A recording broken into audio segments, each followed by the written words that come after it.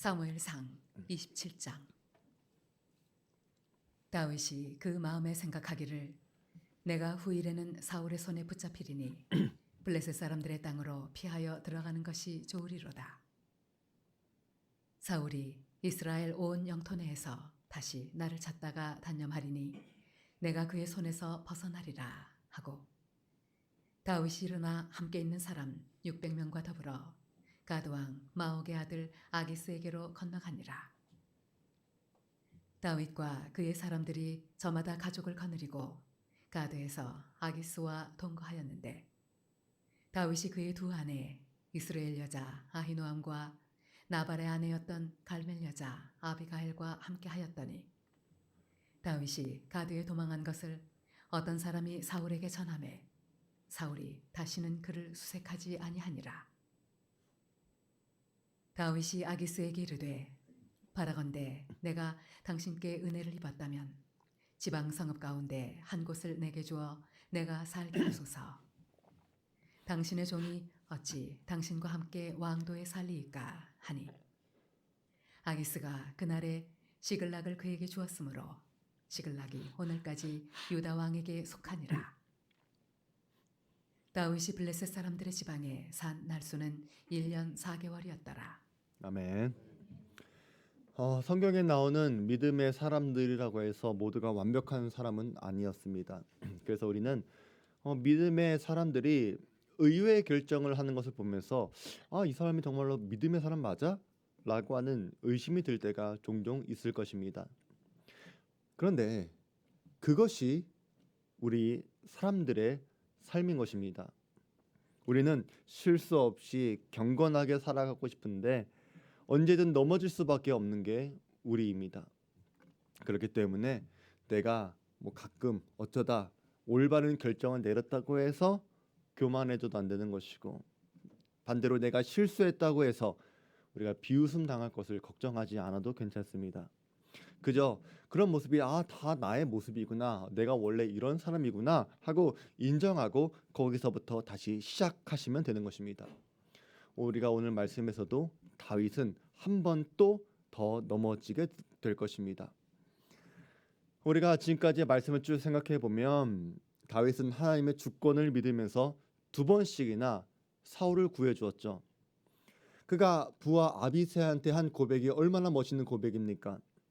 여호와께서 사람에게 그의 공의와 신실을 따라 갚으시리니 이는 여호와께서 오늘 왕을 내 손에 넘기셨을 때 나는 손을 들어 여호와의 기름 부음을 받은 자 치기를 원하지 아니하였음이니이다. 자, 이렇게 마음을 먹었어요. 근데 오늘 말씀을 보니까 그 시작이 믿음 없는 모습을 보여준다는 것입니다. 다윗이 그 마음에 생각하기를 내가 후일에는 사울의 손에 붙잡히리니 블레셋 사람의 땅으로 피하여 들어가는 것이 좋으리로다. 사울이 이스라엘 온 영토 내에서 다시 나를 찾다가 단념하리니 내가 그의 손에서 벗어나리라. 다윗은 사울의 후회가 진심의 회개가 아니었다는 것을 알고 있습니다. 물론 그 순간에는 진심이었을지 모르고 처절하게 반성하는 것처럼 보이지만 사울한테 빠져 있는 것이 무엇입니까? 하나님 앞에 돌아서는 것이 빠져 있는 후회였습니다. 하나님 앞에서 돌아서지 않은 모든 회개는 잠깐의 뉘우침, 후회일 뿐이지 사람을 바꿀 수 있는 근본적인 힘이 없습니다. 그렇기 때문에 다윗은 사울이 절대로 나를 포기하지 않을 거구나, 이걸 본능적으로 느꼈는데, 문제는 이런 마음 때문에 다윗이 어리석은 결정을 했다는 것입니다. 그래서 그가 한 말이 무엇입니까? 내가 그의 손에서 벗어나리라. 하나님의 손을 보는 게 아니라 사울의 손을 더 크게 생각한 것이죠. 하나님을 보는 게 아니라 사람을 본 것입니다. 그래서 다윗이 이 순간에 분별력을 잃어버렸어요. 그리고 다윗은 블레셋으로 들어가기로 마음먹습니다. 우리가 먼저 다윗이 블레셋으로 들어갔을 때를 생각해 보세요. 사울이 두려워서 블레셋으로 도망쳐 버렸죠. 하지만 그때 다윗의 문제가 뭐였습니까? 두려움의 문제였어요. 근데 이 두려움의 문제를 해결하지 않고 블레셋으로 도망치니까 어떻게 됐습니까? 거기서도 또 두려움의 문제를 만났다는 것입니다. 블레셋 신하들의 말이 무서웠고 아기스 왕이 무서웠어요. 그래서 미친 척을 해서 겨우 도망쳤습니다. 이때 다윗이 느꼈던 수치는 평생을 씻을 수 없는 부끄러운 과거가 되어 버렸어요. 그런데 그런 부끄러운 과거가 있으면 다시 블레셋으로 가면 안 된다는 것을 3살짜리 먹은 어린 아이도 알 건데, 분별력을 잃어버린 다윗은 지금 내가 그것을 생각하지 못하고 다시 블레셋으로 들어가겠다 마음 먹은 거예요. 다윗의 이 결정이 어떤 결정처럼 보입니까? 잘한 것 같아요? 어리석은 것 같아요? 하나님 보시기에 다윗의 결정은 어떨 것 같습니까? 물론 우리가 현실적으로 생각하면 피할 수 없는 선택지로 보일지 모릅니다. 어쩔 수 없다, 동정할지도 몰라요, 이해해 주자, 그렇게 말할지도 몰라요. 그런데 이 결정은 하나님이 기뻐하는 결정은 아니었다는 거예요. 왜? 모압 땅에 있을 때 유다로 들어가라 말씀하셨는데 그 들어가서 머물지 못하고 다시 블레셋으로 도망친다는 게 말이 되는 게 아니잖아요. 그것도 다른 곳이 아니고 이스라엘 원수가 되는 그 블레셋으로. 문제는 이 다윗의 결정이 겉으로 볼 때는 평안했다는 게 문제예요. 아무런 문제처럼 보이지 않았다는 게 문제라는 거예요. 하나님이 기뻐하는 선택이 아니라면 당연히 결과가 좋지 않아야 될 텐데 이상하게 너무나 잘 지내는 것처럼 보여지더라는 것입니다. 7절에 있는 말씀을 보니까 다윗이 블레셋에서 살았던 기간이 1년 4개월이었어요. 생각해보면 꽤 긴 시간이잖아요. 이 1년 4개월 동안 다윗은 무슨 생각을 했을까요? 아, 잘했다. 역시 내가 블레셋으로 오기 잘했어. 역시 내 생각이 맞았어. 내 결정이 맞았어. 그래, 잘한 거야. 유다를 떠나길 잘했어. 그렇게 생각하지 않았을까요? 왜냐하면 여기서 등장하는 가드 왕 아기스가 먼저 번 그 아기스 왕인지는 확실하지 않습니다. 하지만 이번에 등장하는 아기스 왕은 다윗에게 신뢰감을 주었어요. 그래서 다윗이 그 땅에서 성공했고 왕도에서 멀리 떨어져 있는 유다 남방 경계에 있는 시글락이라고 하는 도성까지 얻어서 살게 되었습니다. 얼마나 좋아 보여요. 블레셋에 들어갔는데 인정도 받고 자리도 차지하고 성도 얻고 얼마나 좋아요. 다윗이 도망친 기간이 대략 10년이었는데 10년 동안 도피 생활했어요. 그런데 그 10년 도피 생활보다 이 블레셋에서 1년 4개월이 훨씬 더 편했다는 거예요. 블레셋한테 들어가니까 사울한테도 쫓기지 않아도 되지. 생명의 위협도 느끼지 않아도 됩니다. 다윗이 가드에 도망한 것을 어떤 사람이 사울에게 전하매 사울이 다시는 그를 수색하지 아니하니라. 이제 밤에 잠을 잘 때도 두 발 뻗고 쭉 푹 잠 잘 수 있어요. 부담 느낄 거 하나도 없습니다. 뭐가 부담이 되겠어요? 누구 하나 싫은 소리 하는 사람 한 명도 없습니다. 대신 다윗도 양심이 있잖아요. 그러니까 이 기간 동안에 이스라엘의 대적들이었던 아말렉, 구슬, 기르스 족속을 공격했어요. 그리고 아기스 왕한테는 내가 지금 유다 사람들을 치고 있다, 그렇게 거짓말을 하면서 나오는 모든 전리품을 아기스 왕한테 바친 거예요. 근데 이것은 거짓말해서 살아남은 거잖아요. 이 거짓말이 발각되면 자신의 평안한 삶이 깨집니다.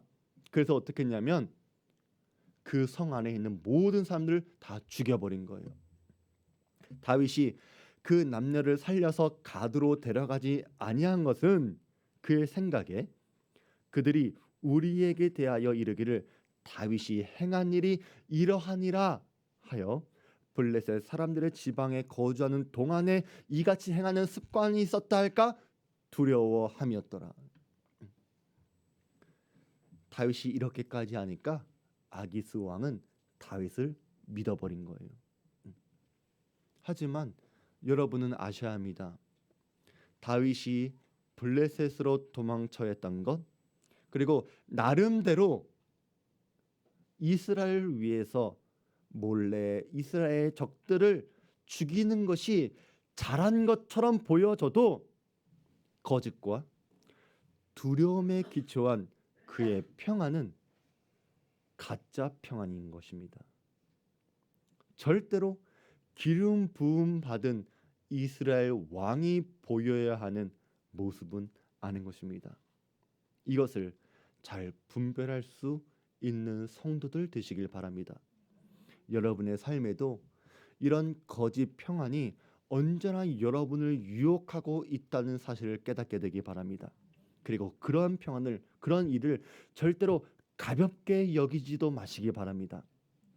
우리 그리스도인들이 추구해야 하는 목적과 사명은 불신자들이 생각하는 그런 합리적이고 실용적이고 개인주의적이고 어쩔 수 없이 타당한 이유가 있다고 하더라도 변질될 수 없는 것이 우리 그리스도인들의 사명인 것입니다.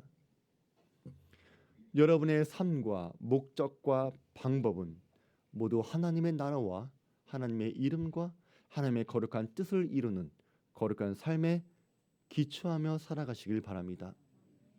1년 4개월 동안 다윗은 내가 평안하다, 편안하다, 참 좋다 이렇게 생각하지만 결국 이런 다윗의 가짜 평안의 위기가 찾아옵니다. 이것은 하나님의 때가 시작되었다는 거예요. 하나님께서 그동안 참아주셨던 그 인내가 끝난 것입니다.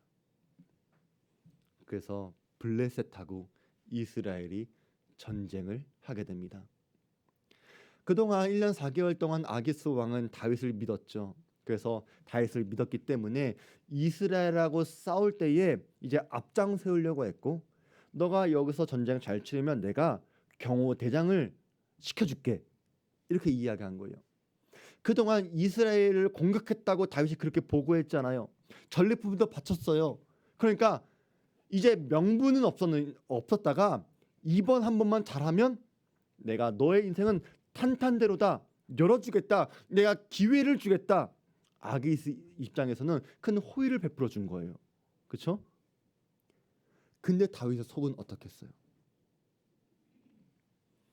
그동안 거짓말했던 게 들통이 나는 순간이에요. 거짓된 가짜 평안이 깨지는 순간입니다. 다윗은 그동안 블레셋에서 했던 모든 것에 대한 대가를 치러야 될지도 몰라요. 그래서 다윗은 지금까지 내가 누려왔던 거짓된 평안을 끝낼 것인가, 아니면 이 거짓된 평안을 더 유지하기 위해 이스라엘과 싸울 것인가, 이 두 가지를 선택해야 합니다. 이 갈등이 다윗을 고민하게 만든 거예요. 이것이 거짓된 평안을 누렸던 다윗에게 찾아온 첫 번째 위기입니다.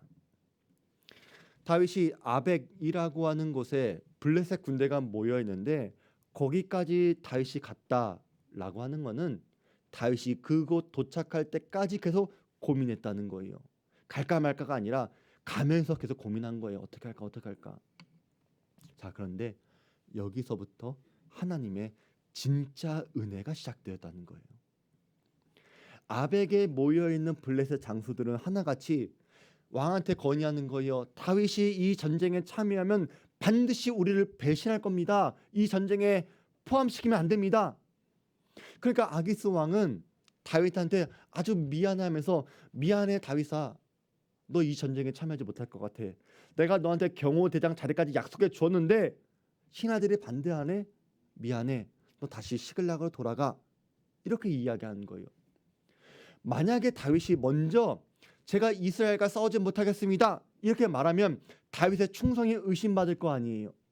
그런데 반대로 왕이 먼저 미안해하면서 다윗한테 안 싸워도 돼. 이렇게 이야기하니까 다윗의 거짓된 충성이 들키지 않으니까 얼마나 좋아요. 하나님은 우리한테 이런 은혜를 허락해 주세요. 우리한테 위기가 찾아오면 우리가 어려움 당하지 않도록 하나님은 지켜주십니다. 참 감사한 은혜죠. 근데 하나님은 왜 여러분들이 거짓된 평안을 누리고 있는 다윗을 징계한 게 아니라 왜 그를 감싸주셨는지 그 이유를 여러분들은 아셔야 되는 거예요. 만약에 여러분이 이때 주시는 하나님의 은혜를 오해하면 여러분들은 어떻게 생각하냐면 그래 내가 블레셋으로 오기 잘했네 이렇게 생각한다는 거예요. 그러면서 여러분의 그 어리석은 선택을 고집하며 살아가겠죠. 하나님은 다윗의 결정이 맞았다고 너의 선택이 옳았다고 내가 너를 축복한다고 그렇게 계속 블레셋에서 살게 하려고 이 위기에서 벗어나게 한 게 아닙니다. 하나님은 너가 이스라엘의 왕으로서 너가 있어야 할 자리에 있게 하시려고 이 위기에서 벗어나게 하신 거예요.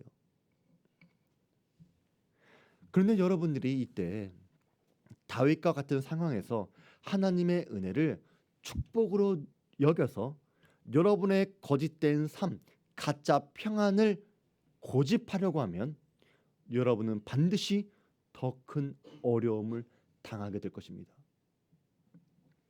왜냐하면 하나님의 뜻을 제대로 분별하지 못했기 때문에 하나님 말씀에서 어긋난 삶이 얼마나 고통스러운지 그 결과가 돌아오는 거예요. 다윗이 지금 하나님의 은혜 가운데 위기에서 벗어났지만 그가 하나님께로 돌아서려고 하는 선택을 한 것은 아니었어요. 그래서 여전히 거짓 평안을 누리고 있는 시글락으로 돌아갑니다. 아마도 그 돌아가는 발걸음은 가벼웠을 거예요. 기뻤을 거예요. 아, 잘됐다. 다행이다. 안 싸워도 되네. 그런데 시글락에 도착한 다윗과 부하들이 본 것은 자기들을 맞이하러 나온 가족들을 본 게 아니라 피어오르는 연기를 보았습니다. 시글락에 있는 집들이 불타버렸고 거긴 아무도 없었습니다. 심지어 시체들도 없었어요. 침략자들이 한 사람도 죽이지 않고 다 포로로 잡아간 거예요. 다윗과 부하들의 심령이 어떻겠습니까? 하나님의 은혜가 나를 살렸다, 우리를 살렸다 하면서 기쁘게 돌아왔는데 막상 그들을 기다린 것은 잿더미라면 어떻겠습니까? 사랑하는 가족들의 생사도 모르고 그 생명조차 원수들의 손에 달려 있는 거예요. 그래서 성경은 그들의 모습을 이렇게 기록합니다. 다윗과 그와 함께한 백성이 울 기력이 없도록 소리를 높여 울었더라. 다윗은 하나님께서 그의 산성이시요 피난처시요 방패라고 고백했지만 지금 이 순간에 하나님은 그의 방패가 되어주지 않으신 거예요. 다윗은 처참히 무너집니다. 여러분들은 여기서 한 가지 성경이 가르쳐주는 교훈을 얻어야 하는데 다윗이 자리를 비웠을 때 아말렉이 쳐들어온 게 우연일까요? 아닙니다. 블레셋이 멀리 아벡까지 가서 이스라엘과 전쟁하는 소식을 알고 듣고 아말렉은 이 빈틈을 놓치지 않고 공격한 거예요. 이것은 원수 마귀가 그렇다는 거예요. 원수 마귀가 얼마나 교활하고 얼마나 예리하게 하나님 백성들의 빈틈을 정조준하고 있는지 깨닫게 되기 바랍니다. 항상 우는 사자처럼 여러분의 쥐를 맴돌고 있는 거예요. 이런 경험을 담아서 다윗은 이렇게 고백을 합니다. 여호와께서 집을 세우지 아니하시면 세우는 자의 수고가 헛되며 여호와께서 성을 지키지 아니하시면 파수꾼을 깨어 있음이 헛되도다. 다윗이 시글락을 비운 지 겨우 3일밖에 되지 않았는데 3일 만에 성은 불타고 가족들은 다 잡혀갔습니다. 그렇다고 해서 다윗이 이 거짓된 평안을 깨달았을까요? 아닙니다. 그저 기력이 닿을 때까지 울 뿐이었어요. 사람들은 울 만큼 다 울고 나니까 이제 다윗을 적대하기 시작합니다. 한순간에 사람이 돌변하는 거예요. 잃어버린 자식들로 인해서 마음이 상한 사람들이 다윗한테 책임을 물어서 돌로 치자라는 말까지 쏟아냈습니다. 믿어지지 않는 일이 일어난 거예요. 그들의 충성이 한순간에 적대감으로 바뀌었습니다. 그래서 유진 피터슨 목사님은 이 모습에 대해서 이렇게 지적합니다. 다윗에 대한 그들의 충성은 지도자가 승리하고 있을 때까지다. 정확한 평가죠. 사람들은 지도자가 잘하고 있으면 간이고 쓸개고 다 내줄 것처럼 충성하는 것처럼 보이는데 지도자가 한 번이라도 넘어지면 돌변하는 거예요. 이것은 우리가 이미 이스라엘 백성들이 광야 생활할 때도 보지 않았습니까? 애굽의 종살이에서 구원하신 하나님과 지도자 모세를 그렇게 찬양할 때는 언제고, 애굽 병사가 뒤에 쫓아오고 또 홍해를 지나 광야에서 목마를 때 우리가 애굽에서 죽을 데가 없어 광야에서 죽게 하려고 하냐, 우리를 그렇게 해서 데리고 나왔냐, 차라리 애굽으로 돌아가자, 모세를 치자, 얼마나 완악한 모습을 많이 보였습니까? 이것은 신뢰의 문제만은 아니에요. 이게 우리의 본성이라는 거예요. 그래서 솔직히 저도 이것을 늘 잊지 않아요. 그래서 그런지 사람들이 칭찬할 때도 크게 감동받지 않는 게 그래서 그런 것도 있는 것 같아요. 뭐냐면 사람들이 목사님 감사해요, 목사님 사랑합니다, 존경합니다, 그러면 그 말에 되게 감사해야 되고 이렇게 생각하는데, 그렇게 말했다는 사람들이 금방 돌아서 가지고 투덜대고 불만 갖고 막 그런 일이 있을 걸 알아요. 네? 그렇기 때문에 제가 우리 성도들에 돌아서서 투덜거림과 불평에 제가 낙심하지 않고 제가 흔들리지 않으려면 사람들이 앞에서 하는 칭찬에도 제가 무감각해지려고 스스로 노력하는 것도 있어요. 그래야지만 제가 나를 보호하기 위해서라도, 또 성도들을 사랑하기 위해서라도, 여러분이 실수하고 넘어져도 그 불만에 제가 여러분을 미워하지 않도록 그런 마음을 갖고 있는지도 몰라요. 그런데 여러분들은 안 그럴 것 같아요. 여러분도 똑같은 사람들이에요. 여러분도 살다 보면 다윗의 부하들처럼 좋을 때는 한없이 좋다가 여러분이 힘들고 여러분이 어렵고 여러분이 지치고 여러분이 가난하면 금방 돌변하는 사람들이 될 거예요. 동시에 여러분들은 다윗처럼 여러분을 칭찬해주고 여러분을 최고라고 말해주는 그 사람들로부터 배신당할 수도 있다는 거예요.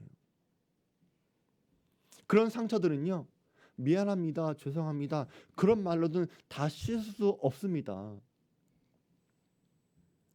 그리고 여러분들은 그런 사람들의 말에 이리저리 흔들려서도 안 돼요. 물론 우리가 다윗이라면 그 순간에는 당황할지 모릅니다. 하지만 진짜 여러분을 위로해 주시는 분은 사람들의 말이 아니라 하나님으로 인해 힘을 얻으셔야 하는 것입니다. 다윗이 그랬어요. 백성들이 자녀들 때문에 마음이 슬퍼서 다윗을 돌로 치자 하니 다윗이 크게 다급하였으나 그의 하나님 여호와를 힘입고 용기를 얻었더라.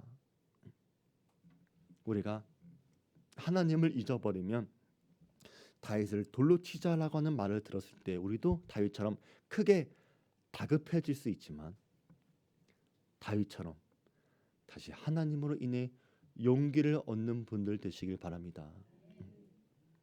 왜냐하면 이 모든 일들이 벌어진 것은 하나님께서 다윗을 블레셋으로부터 안전하게 빠져나오게 하시려는 하나님의 크신 섭리 안에서 일어난 일이기 때문에 그래요. 이런 일을 겪고서 이제는 돌이켜 깨달아라. 그래서 이 모든 일이 허락된 거예요. 블레셋이 아벡에서 이스라엘하고 전쟁하려는 것도, 다윗이 자리를 비웠을 때 아말렉이 시글락을 쳐들어온 것도, 그 순간에 다윗은 내가 어떻게 해야 될지 고민하고 갈등하지만 크게 보면 간단합니다. 너 블레셋을 선택했던 어리석음을 회개해. 돌이켜. 너 블레셋에서 나와야 돼. 이런 하나님의 교훈이었다는 거예요. 다윗은 이 모든 일을 다 겪고 나서 1년 4개월 만에 하나님이 없는, 하나님이 빠진 거짓 평안은 허무한 평안이구나, 아무 의미 없는 시간이었구나를 드디어 깨달았습니다. 그리고 다윗이 정신을 차렸다고 한 증거가 바로 7절이에요. 다윗이 아히멜렉의 아들 제사장 아비아달에게 이르되 원하건대 에봇을 내게로 가져오라. 아비아달이 에봇을 다윗에게로 가져가매 다윗이 여호와께 묻자와 이르되. 다윗은 아주 오랜만에 하나님께 물어보았어요. 블레셋으로 갈 때 하나님께 묻고 간 게 아니었어요. 자기 생각에 그러면 되겠구나 해서 간 거예요. 그런데 하나님을 찾은 거는 이 어려움을 겪고 났을 때 비로소, 보세요. 사람이 되게 간사한 게 그 평안할 때는 하나님을 안 찾아요. 그게 가짜 평안인데도 하나님을 안 찾아요. 근데 하나님의 사인이, 어려움이 오니까 그때 하나님을 찾는 거잖아요. 그리고 하나님께 묻습니다. 하나님, 우리가 쫓아가면 잡을 수 있습니까? 하나님은 그를 쫓아가라. 내가 반드시 따라잡고 도로 찾으리라 말씀하십니다. 사랑하는 성도 여러분, 이게 하나님의 은혜입니다. 사랑하는 성도 여러분들, 이런 회복의 은혜가 여러분에게도 기다리고 있다는 거예요. 여러분들이 거짓된 평안에 빠져가지고 시간도 낭비하고 물질도 낭비하고 건강도 낭비할지 모르지만, 여러분이 하나님께로 돌이켜서 다시 믿음과 삶을 바로 잡으려고 할 때 하나님은 여러분들이 반드시 따라잡게 하실 것이고 모든 것을 도로 찾게 도와주실 것입니다. 그러니까 여러분들은 도로 찾을 수 있다고 하니까 지금 조금만 더 거짓된 평안을 누려야지 그렇게 생각하는 게 아니라 지금이라도 깨닫고 돌아서는 분들 되시기 바랍니다. 하나님은 다윗에게 도로 찾게 해 주실 것을 약속해 주셨지만 조건이 있습니다. 반드시 그를 쫓아가야 하는 것입니다. 나에게 모든 것을 빼앗아 갔던 것들을 찾으려고 복종하고 순종해야 하는 것입니다. 다윗은 지금 자기를 돌로 치려고 하는 사람들의 마음을 달래고 공감하고 사과하려고 달래지 않았습니다. 이런 문제는 진짜 문제 앞에서는 아무 쓸모없는 문제예요. 사람들 마음 달래는 게 뭐가 중요합니까?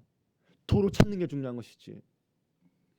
진짜 문제는 다윗이 어리석게 블레셋에서 거짓 평안을 누렸고 다윗의 부하들조차 전혀 그것을 지적하지 않았고 문제라고 생각하지 않았을 때 그들이 소중하다고 생각했던 모든 것을 빼앗긴 게 그게 진짜 문제입니다.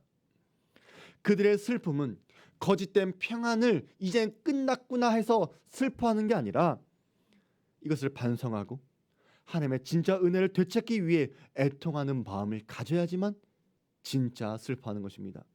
그래서 그들은 사흘길을 달려왔고 또 가족을 잃은 슬픔의 기력에 닿을 정도로 울었지만 다시 고단한 몸을 일으켜 적들을 추격해야 합니다. 이것이 하나님의 진짜 은혜를 받는 비결이에요. 저는 우리 성도들의 신앙의 목적과 삶의 모습이 이러하길 바랍니다. 지난 일주일 동안 여러분들이 세상에서 참 수고한 삶을 살아왔을 거예요. 새벽부터 출근해야 하고 밤늦게까지 야근해가지고 피곤한 분도 있을 것입니다. 몸이 병들고 지쳐있는 분도 분명히 있을 거예요. 잘하셨어요. 수고하셨어요. 일주일 동안 고생하셨어요.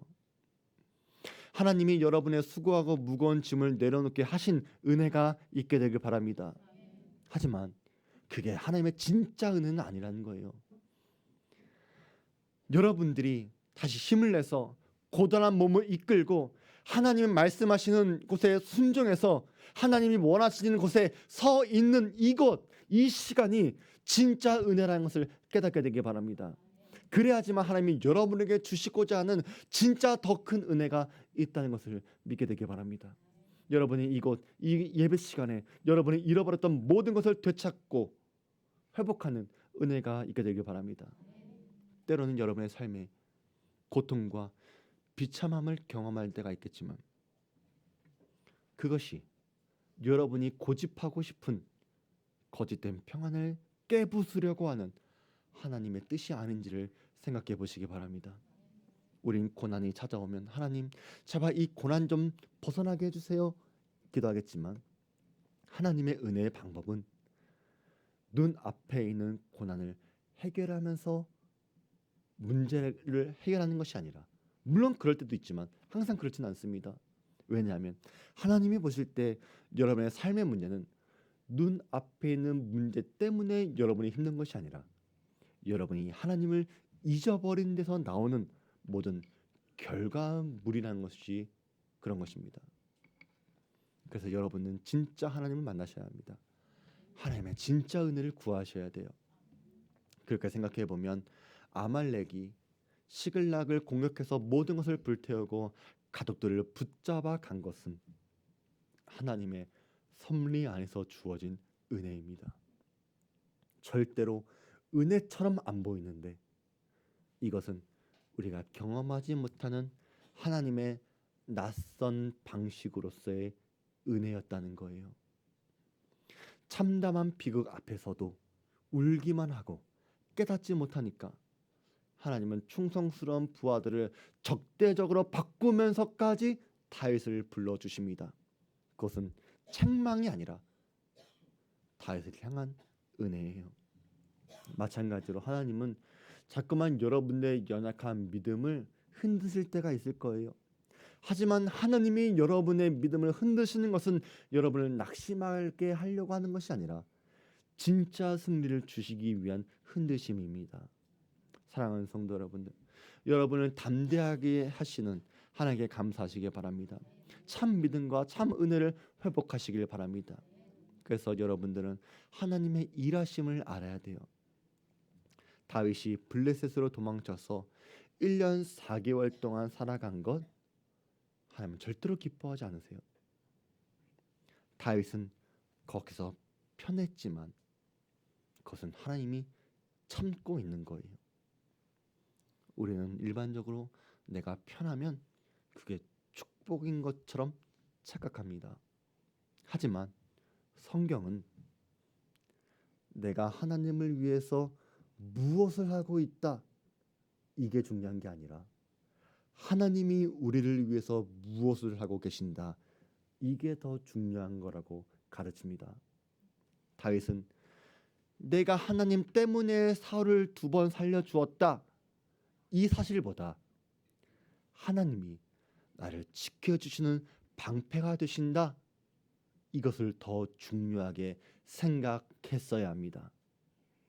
하나님은 광야에서도 일하고 계십니다. 하나님은 광야에서도 하나님 백성, 하나님의 교회를 만들어 가고 계십니다. 여기에 나오는 다윗의 부하들이 어떤 사람들이에요? 다윗이 처음에 블레셋으로 도망쳐가지고 아둘람 굴에 있을 때 찾아온 사람들을 생각해 보세요. 그들은 하나같이 환난당한 자, 빚진 자, 억울한 자들이었습니다. 교회도 그렇습니다. 유진 피터슨의 말을 들어보면 교회에는 수군대는 자, 불평하는 자, 변덕스러운 자, 의심이 많은 자, 죄에 찌든 자, 세속주의자들로 가득합니다. 하지만 하나님께서 그들을 충성스러운 사람들로 바꿔 주시는 거예요. 비록 그들이 하나님을 잊어버렸을 때 돌변해 가지고 다윗을 돌로 치자 말하는 사람들이었지만 하나님께서 빛을 비춰 주시고 지치고 슬픈 마음에 위로해 주시고 다시 부솔 시내까지 따라가게 만드신 그 하나님의 은혜가 있는 거예요. 저는 우리 주안교회 성도님들이 바로 이런 분들이라고 믿습니다. 비록 우리 안에 우리 성도들이 부족한 것도 있지만 그럼에도 여러분들은 교회와 성도들을 위해서 힘 닿는 데까지 수고하고 헌신할 수 있는 분이라고 저는 믿습니다. 그래서 감사해요. 그런데 여러분들이 이렇게까지 할 수 있는 것은 여러분의 성품이 원래 좋아서가 아니라 하나님께서 여러분을 바꿔 주신 거예요. 주 안에서 우리를 바꾸신 하나님께 감사하시기 바랍니다. 또한 여러분의 삶이 지금 아기스 왕 아래에서 살고 있지만 편안하지만 내 마음대로 살지 못하는 그런 삶을 살아가고 있지 않는지를 한 번쯤은 점검해 보시기 바랍니다. 다윗은 나름 양심을 지키려고 이스라엘의 대적들을 공격하긴 했지만 아기스 왕한테 거짓말을 하면서 전리품을 갖다 바쳤어요. 그리고 그런 행동이 들킬까봐 성 안에 있는 모든 사람들 다 죽여버렸습니다. 여러분들도 하나님이 기뻐하지 않은 상황 속에서 이러지도 못하고 저러지도 못하면서 살고 있지는 않습니까? 여러분의 삶의 목적이 단지 물질적인 평안함, 가족들의 안위 이게 전부라면 죄송하지만 그것들은 하나님이 기뻐하시는 전부가 아닙니다. 하나님은 때로는 여러분의 거짓된 평안을 깨트릴 수도 있습니다. 그러나 하나님을 신뢰하시기 바랍니다. 비록 여러분에게 하나님께서 낯선 방식으로 은혜를 베푸신다고 하더라도 그것은 하나님께서 여러분을 바르게 인도하시기 위한 방법입니다. 그렇게 담대해지신 성도 되시기 바랍니다. 다시 힘을 내서 잃어버린 것들을 도로 찾고 거짓된 평안을 깨부수고 진짜 은혜를 구하시는 성도들 되시기 바랍니다. 우리 말씀 기억하면서 우리 찬양했습니다.